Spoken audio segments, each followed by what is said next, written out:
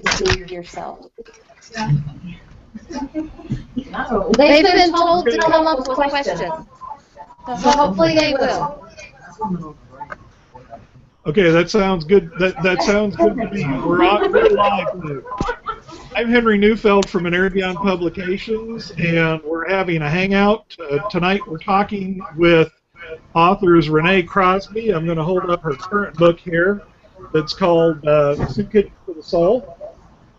Hello. And she's also has a forthcoming book titled The Fringe, which is a novel. And it's revealing the secrets of a secret society, and she'll talk about that a little bit later, I'm sure, during our show. We also have Reverend Shauna Hyde. Shauna is author of two books that we offer. The first is called Victim No More, and the second, 50 Shades of Grace. And she has a forthcoming book titled The Vicar of Tenttown. So we're going to talk with them about this, and I'm going to start with you, Renee, with my favorite question of the ones I set up. See if you can list for me the three stupidest things that you've heard said about homelessness. You know, it's funny, I found that one the hardest one actually to come up with answers to. But I was having lunch actually with some friends the other day, and we were talking about the new book coming out and about really understanding who the homeless are. And she says, well, all I know is these beggars on the corner, they freak me out and they're dangerous and I have to lock my doors and they scare me that they come near my car. And I was just kind of cracking up. I'm like, really? And how many articles have you read in the paper about a beggar, you know, breaking into a car and hurting somebody or stealing their money? I mean, it's just ridiculous. But I have to say that the thought of the panhandlers being dangerous was a bit unfounded. Okay, Shauna, how about you? The stupidest thing I've heard people say is that they are dangerous and that they're lazy. Okay. A lot of them have jobs. Okay, just let me pause here for a technical thing. Do we have more than one microphone in your classroom there going at once? If possible, I'm getting feedback. If people that aren't talking could mute the microphone, because I've got one for you and then I've got one for the classroom. Did that fix it? Yeah, that fixed it. I think we got it. Yeah, so if you could turn that microphone back on when you're talking, because otherwise it gives a bit of a feedback into the whole thing. That sounds good. Can you hear it better now? Okay. So you each gave us one, and I've probably heard that one. I've heard that one a few dozen times myself. That and I've heard it about a number of other things, like stopping and helping somebody out by the side of the road. Are there dangers involved? Yeah, there are dangers involved in just about everything. But if you use that as the excuse not to do anything, you'll be pretty much shut down. You know what I find interesting, though, is most people assume and make these stupid statements about the homeless, mostly because they don't even know who the homeless are. I think most of these people are basing it on the very viewable homeless that are the panhandlers or the beggars on the corners, which in a large city where we are, they're everywhere. And I think everyone just assumes that's who the homeless are, which is kind of ridiculous because that's only a small portion of who they are. And I think that's kind of the point of people getting involved in talking about this, is because that is not representative of who the true homeless population is. And that's what kind of just gets me all fired up. Okay, so give us a roundup. Who are the homeless? I mean, we tend to do this. Okay, this is somebody who doesn't have a home, but that doesn't really tell me very much. Well, you know, it's funny because the homeless will tell you they're not homeless. It's really interesting. So there's the government version of who's the homeless.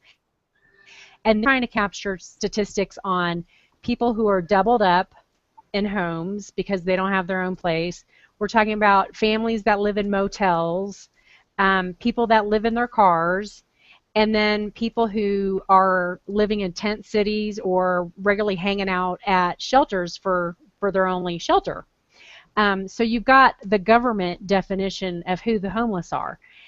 But the scary part is what just recently came out is we now finally have statistics on the kids that are involved in this. And I think that alone will bring this plight for these people to forefront, because the statistics came out, 1 in 30 kids is homeless in this country. So you can take an average classroom, 30 kids, in an average school in every town, and every single classroom is going to have one homeless child in it. That is sickening. And that's who I think the missed part of who the homeless are these families and these kids. Okay, I want to make sure that everybody feels free to jump in. If you have questions there from the classroom, go ahead. This is not, I have a list of questions that I'm going to ask to keep the conversation going, but if the conversation goes without my questions, I'm really excited about that. So, Shauna, go ahead. What do you think about that? 1 in 30, would that mean if we have a congregation of 300? That's some interesting numbers. Go ahead. Well, it might even be higher than that, because a lot of people won't take part in the counting process or a survey, and and we can only count the ones we find or we see, and they don't always all check in. And the last statistics I saw was that the #1 homeless in the U.S. were our veterans, and the #2 were LGBTQ youth and teens kicked out of their homes when they came out. I know in the state of West Virginia, the number of homeless kids is about, last statistic I saw was about 40%. But that did include children who were displaced and lived with grandparents or something too. But it was just the definition of they did not have their own home. You bring up an interesting point, though. One of the kids that I'm involved with, he will adamantly talk about the homeless, and he's not one of them, and his family's not one of them, because they live in a motel, and they actually, that's an upgrade for them. They have hot water, they have electricity, they have a front door, and they will tell you they are not homeless. So yeah, for them to then capture, like you said, these people who don't report in and they don't believe they're homeless, that's kind of where a lot of the missing statistics might be too. Well, isn't there a certain stigma that all the people with their own homes are putting on it by saying, here's this class of people that are homeless, and so you don't want to identify with the group in that way? Is that true? I could see that happening. I think so. Go ahead. Yeah, you think so, Renee? I do. I do. So that would also, I assume, probably tend to skew your statistics when you're doing this by survey. Yes. True. And I mean, you know, people aren't reading these surveys anyway, and so we're back to how are people assessing and trying to figure out who the homeless are. And they are judging based on a stereotype, which is really pretty scary, and that's the point of people like Shauna getting out into the tent city and telling their stories about who these people really are. I mean, I've been at a park before where I volunteered at a women's shelter, and the woman next to me was, she was staying at the shelter, and had I not been there, I wouldn't have known. She would have looked just like any other mother with her kids at the park, but I knew that her and her children were homeless. So yeah, so we have this huge problem of really defining and sharing with people who the homeless really are. Okay, well, I have a question that's come in. It's going to change our direction just a little bit, but I think it goes with this. A lot of our perception, I think, of what homelessness means is by seeing people on the street corner with signs or so on and so forth. That's who we see, and our perceptions, for the most part, are going to be built of that rather than of reading surveys. people like me read surveys, but very few other people read the surveys, even when I say, hey, why don't you read the survey? Right. So Jody just put into our question queue here, if I'm driving down the street and I see people on corners with signs, what can I do right then and there to help? I know one of the questions that comes up, for example, is, are you helping somebody if you give them $1 at that point? What do you think, Shauna? It's kind of a tricky question. Sign flyers, a lot of them consider that to be their job. That's how they make money. And they even will schedule themselves and work in shifts and share the money with everyone else that lives in their little sort of homeless community. So and it's a double-edged sword, because yes, you're helping, but you can also be hurting if they are an addict, or they're going to do something else with that money. A lot of people say, give it anyway, do what you think is right. And a lot of us learn to carry basic need bags with us that may have water, food, a $5 McDonald's card, or a bus token, and a list of shelters, or whatever valuable information we could give them. And you just kind of have to do your best with what's right by your conscience. But I think it's important to always at least roll down the window and say hello and look them in the eyes and treat them as a person. Okay. Go ahead, Renee.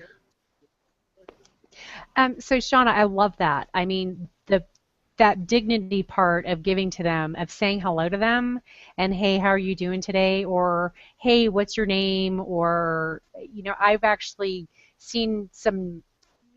Well, like you said, there's shifts and there's jobs of where they are, so they're consistently there.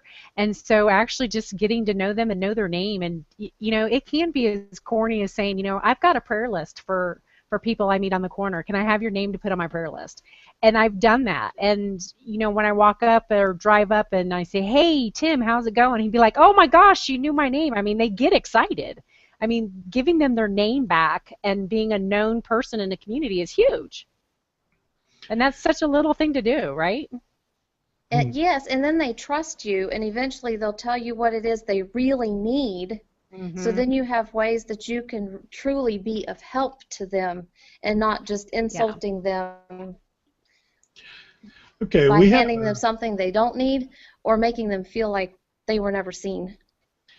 Okay, we have an ethics class here in the background, and I want to bring the ethics class and the ethics into this thing by asking this question. Now, here in our county, a while back, and there's been some controversy on how it's enforced, and it's off and on, but that just made panhandling on any of the street corners illegal.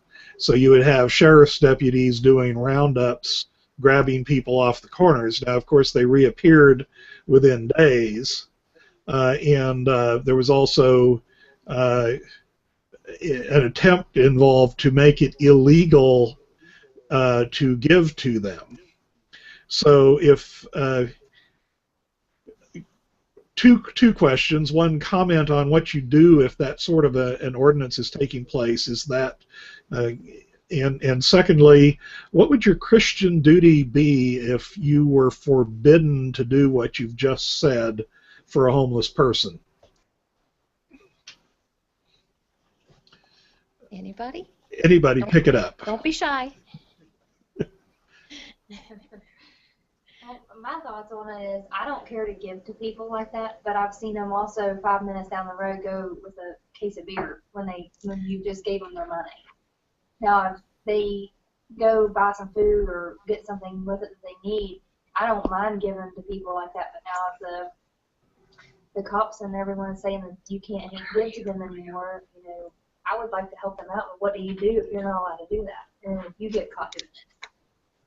So it's not that you don't want to do it, but then you also, I've experienced it where they go down the road and get a case of beer with it, and it's just like it defeats the purpose of giving to them.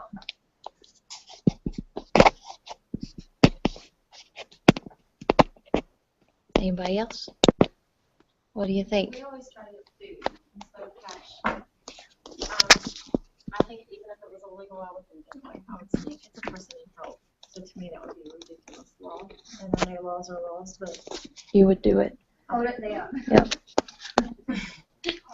Oh, sorry. Anybody down? Down? Did we get her? Okay. Get the Anybody microphone.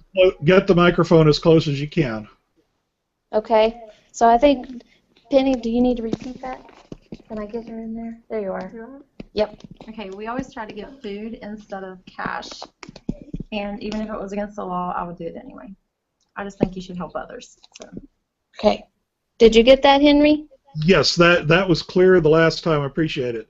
So go ahead, Renee, as well. What do you think about that? Well, I think you have to, like the first person had said, that giving them the money and then seeing them drinking beer or what that kind of looks like, you have to kind of navigate through those things to find out where you are comfortable and what you do get to justify to say, okay, well, that didn't work. So let's do give them, you know, the food card from McDonald's or the bag with socks in it and a toothbrush or kind of what that looks like. But I think that's kind of the point of continuing to engage, is monitoring how your relationship with them is actually going to expand and change. As far as it being illegal, I think the main thing you have to start thinking about is why. Why are the cops being pressured, and who are they being pressured by to say that this is illegal? You know, you've got merchants who it says, oh, it affects tourism because there's these beggars around and they're scare people off, and you know, you kind of have to start evaluating where the pressure comes from and why. And then, you know, it may be starting to go to council meetings and saying, you know what, let's bring in 4 of those panhandlers over there that are totally bothering you and your merchants and say, you know what, we don't want you here because you're scaring off our tourists. I mean, there's nothing wrong with engaging in these conversations with people, but there's a whole motivation behind it that I think we need to really get involved with. Good answer. Okay. So I think we have a bit of a disagreement over whether we would do it even though it was illegal, but more of an action. And it seems to me that you've got a good starting point with what I think, was it Renee was saying or Shauna was saying about getting to know people, getting to know who they are. That if you know who they are, then you're going to know where you give food, where you give money, what you're actually dealing with, and be able to apply some wisdom to that. I'm wondering, though, if in occasional, and I'm not accusing anybody present, occasionally these comments about when we should do what often seem to me to be a way to divert us from actually doing anything at all. I remember a Sunday school class that I was in, and a missionary spoke, and after the missionary was gone, you know, somebody said, well, we don't really want to do an offering for them, so we shouldn't send our money out of town. And for a few minutes, everybody was, okay, yeah, we don't want to send our money out of town. And then somebody said, well, if we don't want to send our money out of town, we should send our money somewhere locally. And it took a few minutes, but it brought everybody back. But it left me wondering, isn't this partly the way the group says, let's do nothing, unless there's somebody there to get up and say, okay, if we aren't going to send it overseas, where locally are we going to send it? Do you understand the question that I have there? Either one of you, go ahead. Google will shift the video to whoever it is, or at least it's supposed to. Well, I think that's part of where you need to form other relationships. We're back to web building, you guys. And because if I make friends with someone on city council, and if I make friends with local business people, then I'm able to find out what problems are in that community and help people know where to send their money locally. And I can keep people informed. I can tell people what mission houses are there, what shelters are around, and I can tell my church and my family and my friends. And if I'm friends with the city councilman, when it's below zero out, he can call the police officers and have them go round up some homeless people and make sure they get in the shelters. That has happened in Charleston many times. So it comes back to relationships of any, regardless of the person's status. It takes all of us to work on the problem. One of us can't do it by ourselves.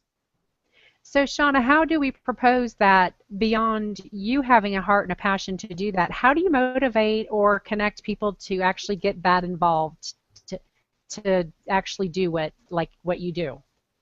Well, I make my students suffer through Google Hangout sessions on homelessness, and I take church people with me everywhere I go. Friends and church people and family. The youth group, I'll take people down to Tenttown, and they get to know people, and they walk out and they say, "Oh my gosh, they're just like us." And then the next thing you know, a relationship has formed, and you now have more people involved.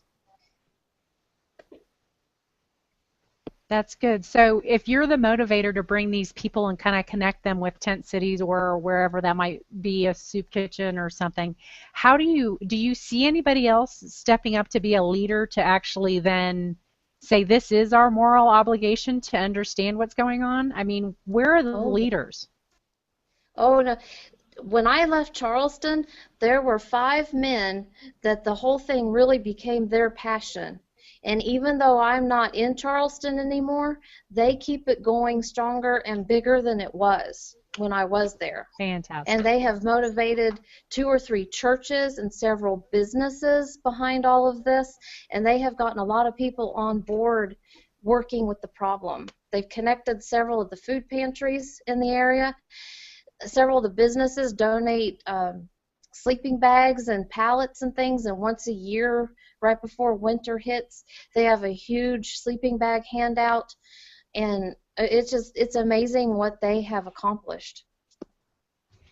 Are they faith-based? Yes, they are. They're all faith-based. I want to ask a question in here that I think that I've been hit with a few times, which is the safety issue. We're talking about getting the children and the young people involved, so people are inevitably going to bring up safety. In a recent Sunday school class again that I was teaching, one person said, we really ought to be, because we're talking about passing on the faith to our children, when we do things for others, we should take our children with us.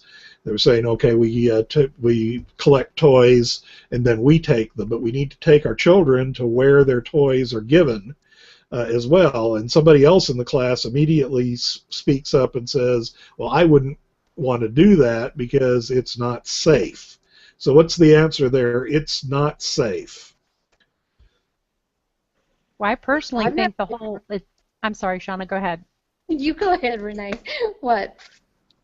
So what I'm thinking is I think that's a big fallacy because based on actual evidence. I think if you go into these places, go into tent cities, go into soup kitchens, go into food pantries, and meet with these people, none of them are dangerous. Of any homeless or economically challenged people, whatever I've come across, there's only probably one person that I can think of was just a little bit like government conspiracy, schizophrenic, kind of scared me, but that was the only person, and he wasn't even dangerous. And as a matter of fact, I ran into him when my son was with me. 2 kids were with us at a soup kitchen.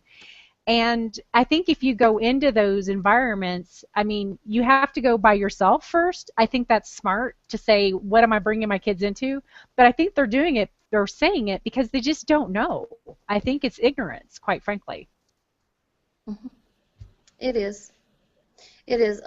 Kids have gone with me multiple times to Tenttown, and all the soup kitchens in Charleston have times when the kids from the local schools all come in and serve and do things. So you just take them with you. And there are always people that are slightly conspiracy theory. I mean, there's always a mental illness element somewhere. There's usually someone like that. And we've had some instances where we had to break up fights or stand nose to nose with someone, but no one's ever been harmed, and I would never felt afraid. Of course, my church people laughed because they said it's because I did karate for so long, but yeah, I'm just one more old fat lady now, so that's it's not on the plate anymore. I don't, but but I usually wear my clerical collar when I go in and they don't know me at first, because that tells them up front who I am and that I'm there for them. And that usually helps. That helps break the ice. They know that I'm not a cop or a drug dealer or anything like that, and they know I'm going to be there to offer help. So that does help break the ice. Okay, so you've actually spent the night in Tenttown before, haven't you, Shauna? Oh, yeah. Have. Because I'm weird that way. But it was just fine. It was just one more uncomfortable camping trip, and I got to go home to my hot shower in my bed, and then I felt guilty. But still, a lot of people, when the people have asked me, when we've been discussing your forthcoming book called The Vicar of Tenttown, and people ask me about that, probably the single greatest surprise, if you're watching the expression on people's faces as you describe, who is this person? Well, she'd go out and spend the night in Tenttown, and that's the big deal. Is that the big deal about you? Well, I don't think it's a big deal. Who doesn't like a big bonfire and a bunch of people sitting around talking, swapping stories and talking about their kids and their grandkids and roasting a couple hot dogs? I mean, Tenttown is just like any other time people are gathered around a fire. It's just that not everybody's going to go sleep in a luxurious place after. That's all. It sounds to me, from almost every answer that we get back to this, we, in the general population, tend to see homeless people as completely different when actually they're very much like the rest of us. And most of the problems that we have in working, in being helpful, being constructive, come from that misconception. Would I be right on that? Yes. You would. Yes. Okay. Well, since we're not... okay. Question here from Tabitha, who asked the question, can kids under 18 help at soup kitchens? Do you know the... I think you were just saying that you had school kids in Charleston doing it. Shauna? Yes. Each soup kitchen is different, but there are some that will allow kids to be in and help. They usually have to have adult supervision, so there usually has to be a parent or a teacher, but there are soup kitchens that allow kids to come and help. Okay, is that your experience too, Renee? Most of the rescue missions that I do, the soup kitchens that have their regulations, mostly because of being in the kitchen and serving, and there's hot surfaces, so for a liability purpose, they do have to have an age limit. But at the same time, then I've had my kids come in under the age limit, and I said, I don't want them back in the kitchen. We're going to be out in the front doing drinks and taking trays and pouring water and not involved in that. And they're fine with that too, as long as they know they're not going to be in the kitchen. So if you were going to do that kind of thing as, say, a service, you'd want to connect with your service agency beforehand and find out what they're willing to work with you on. Would that be probably the case? Well, yeah, and I think that's kind of the whole point. I mean, if you have young kids, you're not going to want to just everyone show up one day at a soup kitchen. I mean, you've kind of gone and laid the groundwork, and you kind of know what to expect. And that's kind of the point of, like, Shauna's gone herself, and then she brings people with her. I mean, it's not like you're blindly going in. And that's the thing that people just, like you said earlier, they they won't do anything rather than just do something. So if you just go, and then you can bring your spouse, and then you can bring your kids, and then you can bring the neighbors, and yeah, it goes from there. Okay.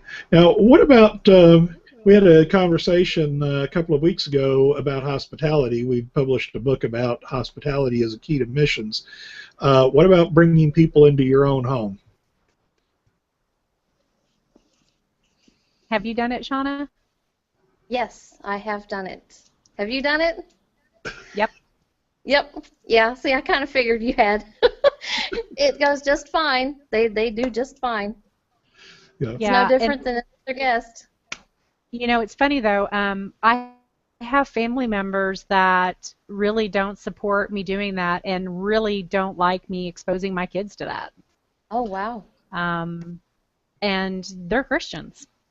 And that's a hard thing to, I don't know where that comes from. I mean, we're teaching our kids about giving and accepting and dignity and that they are just like us, even though that they're homeless and that they are just like us.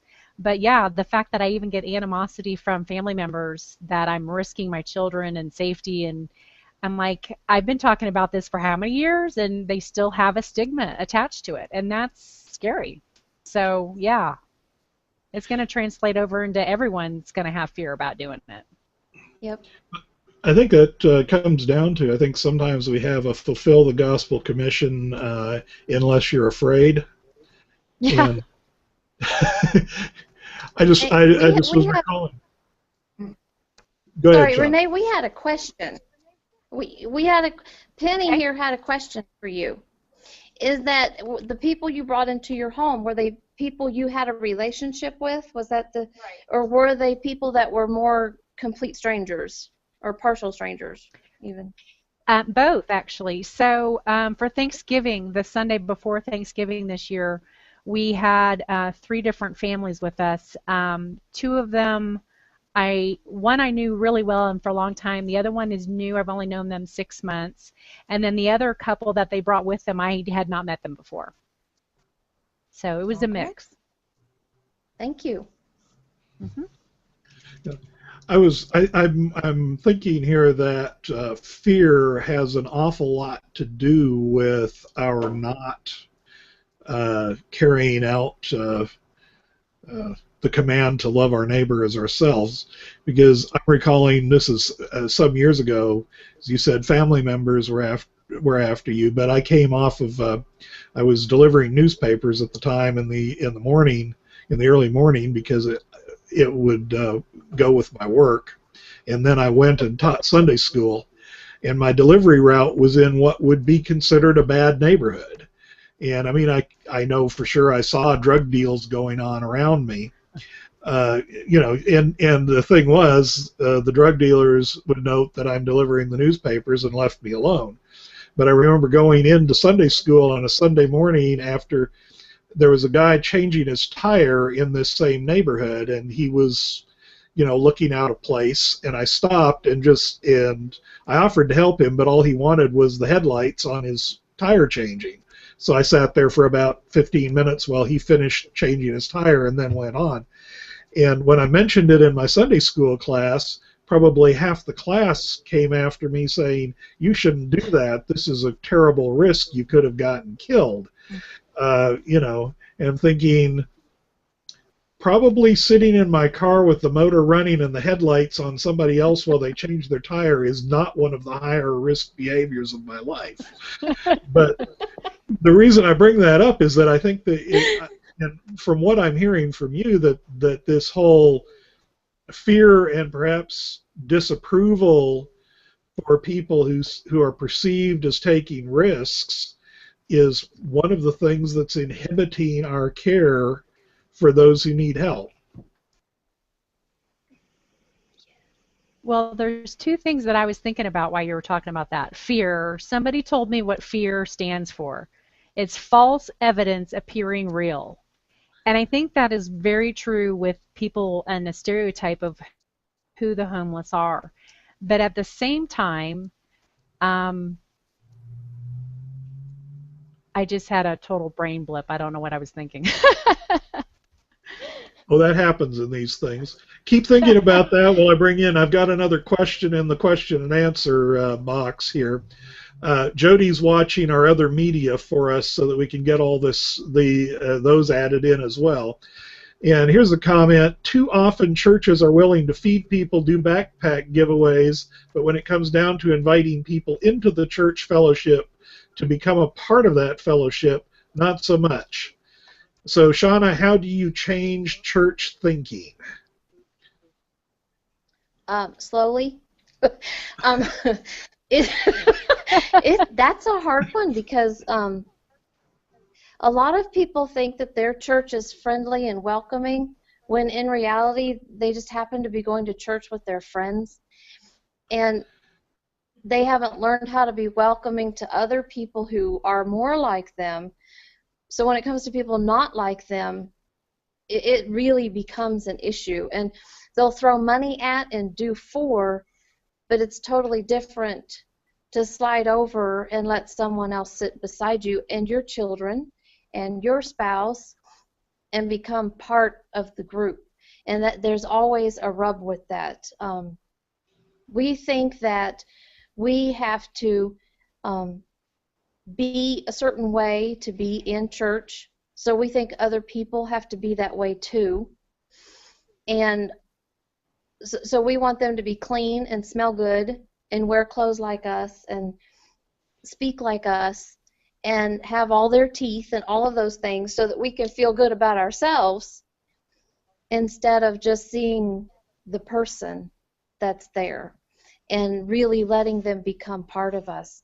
It is something that churches have lost their way with, but I think that, I'm hoping anyway, that we're slowly turning it around, because the young people of today have a lot of passion for changing the world, and they are really boundaryless. They don't put the tags on people that the rest of us do, and they don't have the same expectations.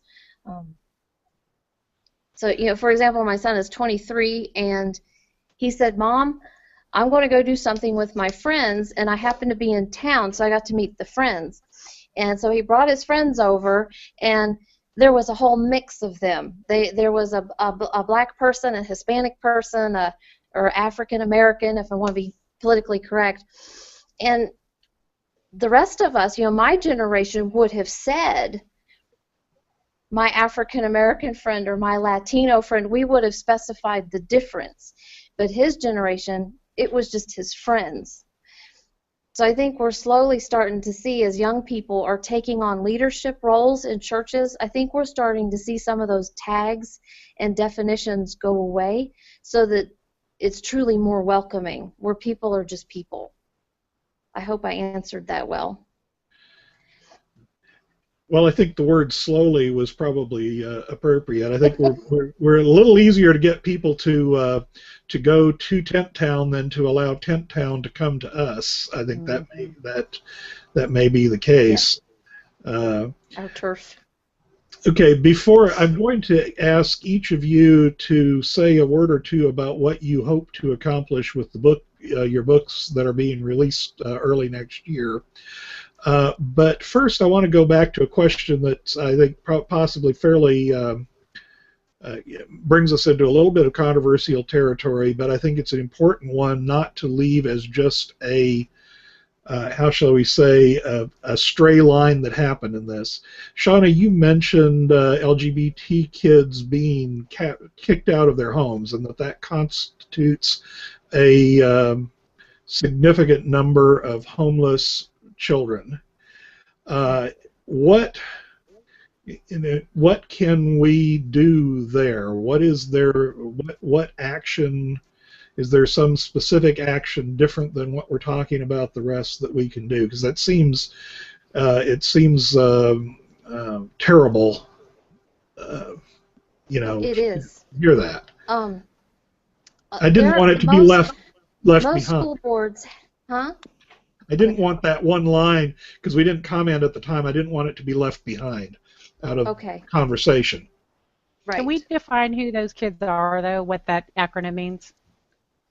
lesbian, gay, bi, transsexual, queer or questioning, and intersexual. Okay.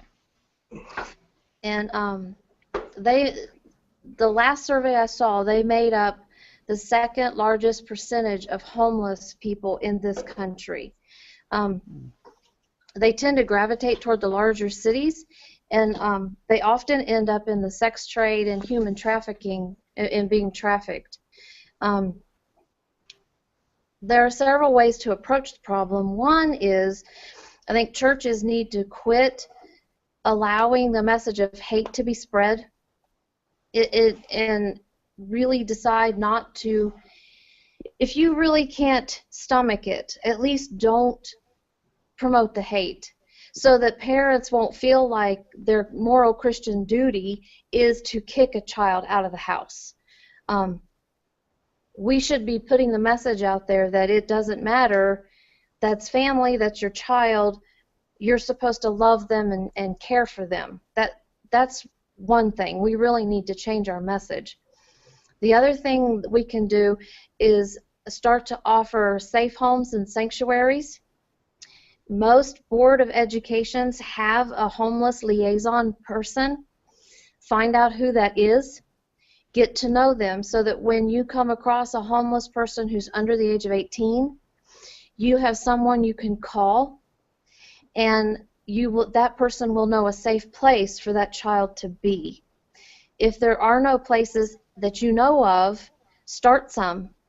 Get some people, some families in your churches or family friends or someone who have extra bedrooms and that kind of thing to say, yes, if a child is out on the street, I'm willing to take them in. I'm willing to go through foster parent classes, through whatever they need to do it legitimately. If they're afraid of that, step out and do it. In Charleston, there are 3 different groups working together now to try to have a shelter put in place specifically for kids, because they're in the tri-state area. There are no shelters for children, specifically for kids without parents, and there's nowhere for them to go.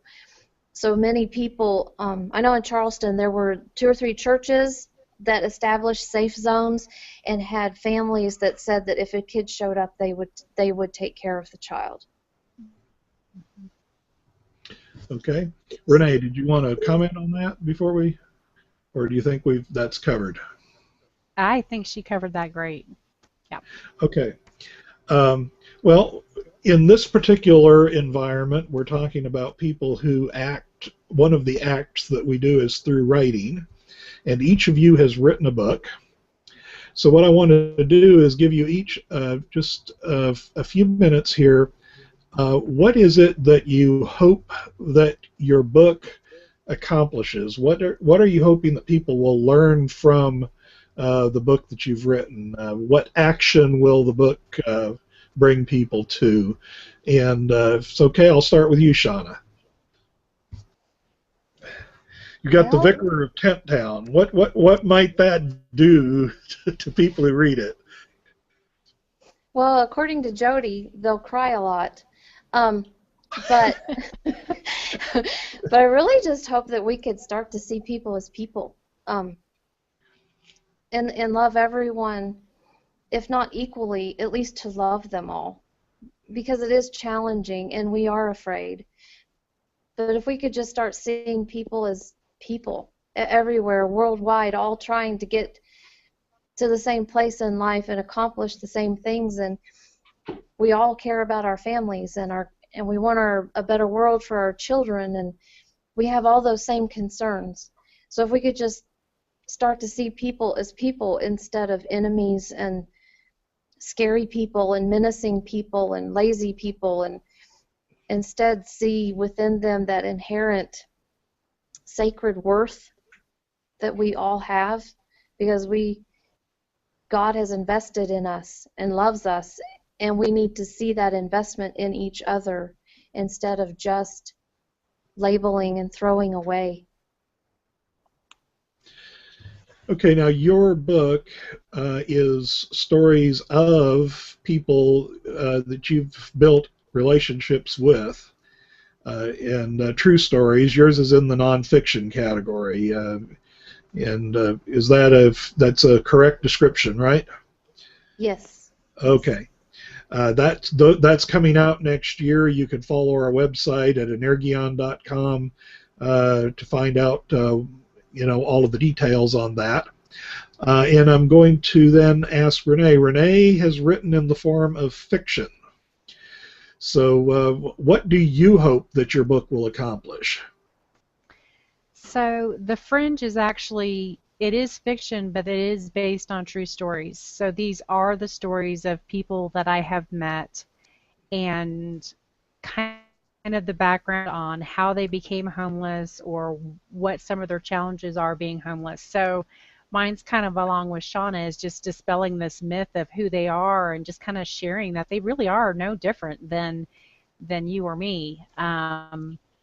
And just kind of peeling back those layers of mystery for what their lives are like and having compassion for them and understanding that these stereotypes and this fear, this false evidence, people need to get out and do to see, to share their stories. And I think once they do go out and build these relationships and know their names and pray for them or serve them food or have them in their homes, it's got to have this momentum in society to change the stereotype. I think that's key to what needs to happen, and that's what I hope to also accomplish towards that.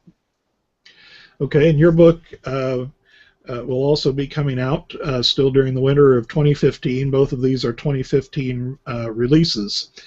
And we have several minutes left. I want to know if I see the camera panning across the ethics class.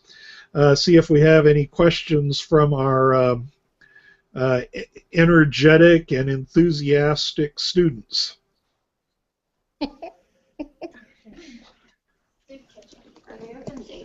Oh, let's put it on here so they can hear. You don't have to do that. Yeah. Soup kitchens, are they open daily to help out with, or just weekends, or? Okay, are soup kitchens open daily or just weekends or what? Go ahead. Renee? Based on my experience, I mean, the soup kitchens that we've served at, which primarily the big ones are the rescue missions all across the country, they're serving breakfast, lunch, and dinner 7 days a week. Okay. My experience is that there are some differences. Of course, I worked with ministries that weren't primarily feeding. I worked at a church that was near the interstate, and we kept sack lunches and so on and so forth, and then we had a list of referrals. So I think we'd go back. I would suggest going back to what you said earlier. You check with the particular organization, but I do know of some places that offer meals only on certain days, but most of the actual what you'd call a soup kitchen or a organization where the primary work is feeding, they do it daily. That's been my experience. Shauna? Yes, my experience is like yours, Henry, where it can all be different. And one thing that's helpful is to do the upfront work and contact each of them and find out their hours and locations and keep that list compiled. It becomes a handy thing to give out to people, especially newer homeless people who've hit town and don't know where everything is. We can go to you, but we're also, is it Yellow Pages or how many? The next question that's been asked is, they know here they could come to me and find out, but where else is this information? So, Well, I'm going to give an answer for my community since we go around. Here we have an organization called United Ministries, which is a central clearinghouse where you can find out what organizations are available, what they're willing to and able to do. And at the church that I worked in, we kept our own list so that you could go to the church office. Yeah, but as I mentioned, we were close to the interstate. We would have people coming off, running out of money and their car broke down. We had all kinds of things, and so you had to know the organizations. I don't know how it is lately, but a lot of, in a lot of cases, you'd find that people didn't know this, and if I were to put something on your list of duties as a church, would be to get a list of all of the agencies and have it at a known place like your church office. Because without that list, at the time when I was having, to do this, somebody come in and I was supposed to evaluate what they needed and figure out and pass them on to somebody. And without that kind of a list, you're pretty hopeless. You can't solve all the problems, in one location. So if I were to say what should a church start with, is find out what's already being done and know your referrals. Renee? Ours is just so much different because we're such a large city, Denver, and we have resources like everywhere. I mean, there's homeless coalitions, there's safe houses, there's food banks, they're kind of everywhere. And so, yeah, it's just kind of, I guess it's not a formal list that we work from, because most of the people who are inner city, the inner city really caters to this huge population of homeless people. Yeah. So it's pretty well organized.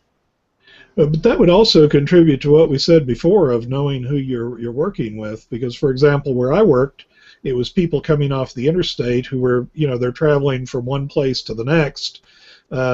Interstate 10 went right by, and, so you're going East Coast to West Coast, and we never knew what the needs were going to be from one day to the next. It might be a tank of gas, it might be car repairs, it might be food, and so, knowing who is around and what kind of needs are likely to come up is one of the important things. Wouldn't you agree with that? Because resources and needs are going to be different, Denver to Pensacola to, where are you now, Shauna? I'm now in Ravenswood, West Virginia. Okay.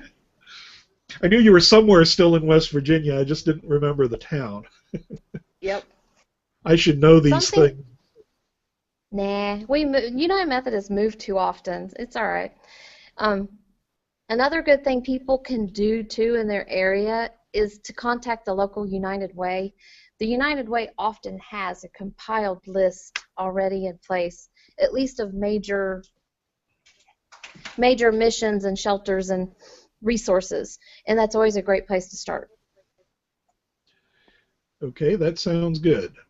Well, given the time, we have about 3 minutes left. I'm going to ask, Renee, if you have any closing thoughts, and then we'll let Shauna have the closing thoughts.